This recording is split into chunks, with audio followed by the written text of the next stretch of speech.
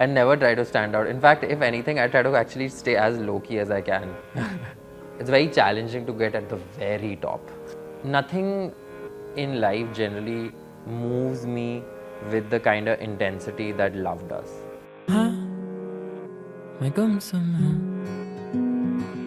इन राहों की तरह.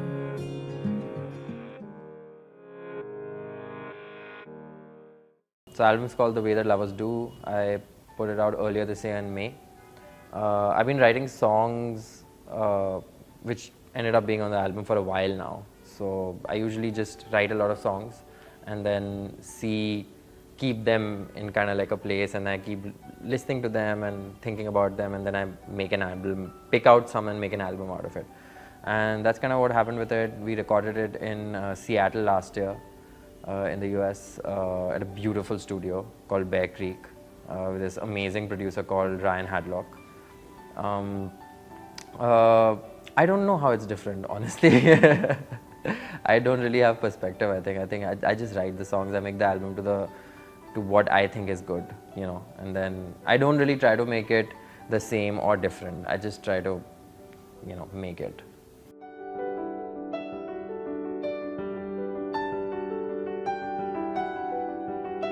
I don't remember specifically because I was really young, but I've heard from my parents also telling me that I would obsessively listen to songs when I was 3, you know, like I like this one song and I used to obsessively listen to it like all day long for like weeks. And then once I could sing, I started singing pretty much. I used to listen to a lot of music and I would just sing them, you know, generally for my parents or like, you know, people who come over and stuff. And I was very happy to. I loved singing in front of people, and I always wanted to learn the guitar, but I never got around to it till I was 16. 16, 17 is when I first really figured out how to play the guitar, and that really changed it around for me because in the middle you're in this awkward age where you don't really want to sing in front of people. So I think from like age 8 or 9 till like 15, I stopped doing that completely. I was doing other stuff. But then when I started playing the guitar, I started again singing a lot because I was just learning songs that I liked of other people, and then that slowly transitioned into me wanting to write my own songs and then finally writing my own songs.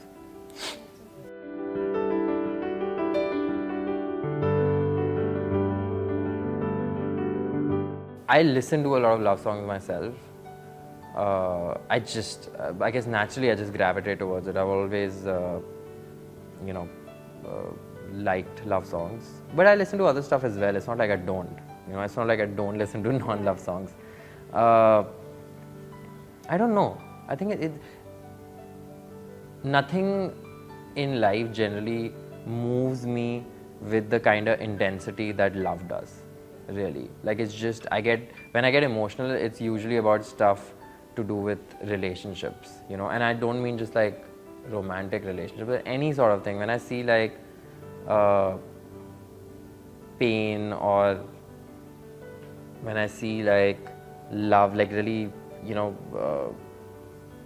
intimacy between people, and not even romantic, but just like a connection between people, or even if it's somebody else, if I see two people really happy with each other, or like the bond between a mother and a child, anything that like involves emotions really of people, and see that really like kind of bloom out of people, that gets me really, makes me feel things, Yeah.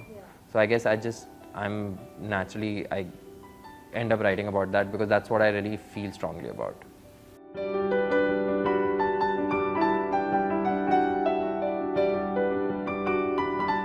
I never try to stand out. In fact, if anything, I try to actually stay as low-key as I can because I don't really want to stand out.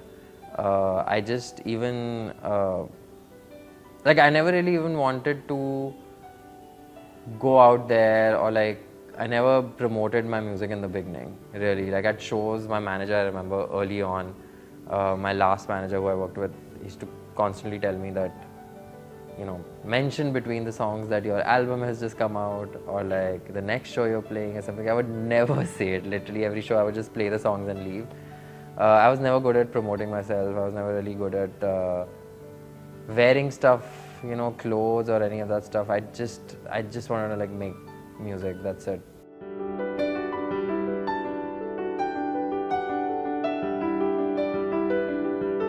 Now, if you look at data on, how music is being consumed, it's a lot more fragmented now, which is good. Like earlier, it used to be like everybody was listening to the top 1%, and then nobody was listening to everybody else.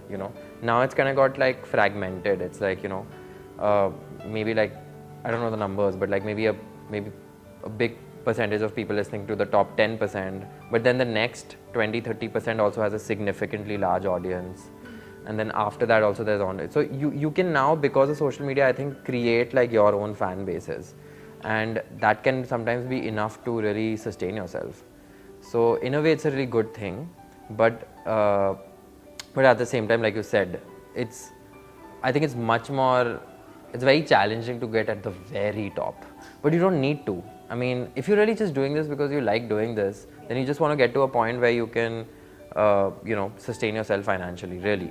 And be really comfortable, and that I think is a lot easier to do now than it has ever been before.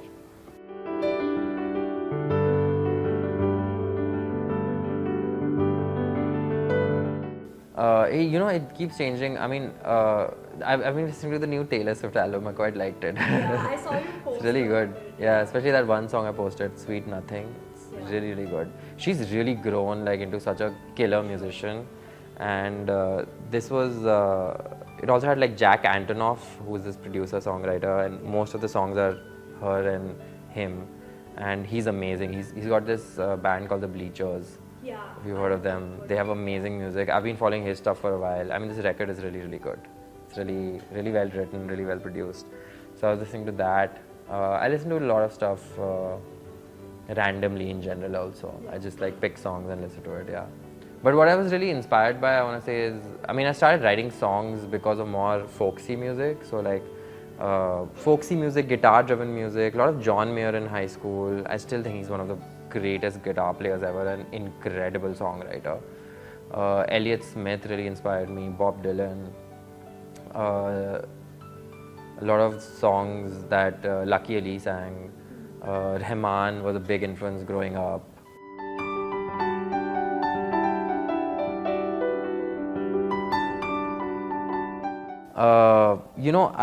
I'm still trying to figure it out.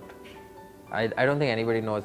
It keeps changing. At some point in my life, success just meant to me, maybe a few years ago, it was just, how many fans I have, or how popular I am, or how much money I'm making. Now I think it's more balanced. I think you need like a balanced life, you need like for me, it's like a really good community around myself. Like just the right people, a good relationship, not just good, like an amazing relationship with the people who are close to me, like my friends and my family, being healthy myself, in my body and in my mind, and then like doing, what I do, what I love doing, to the very best of my ability. It's like a combination of that. If I can make all three things happen and keep it sustaining, like that's success.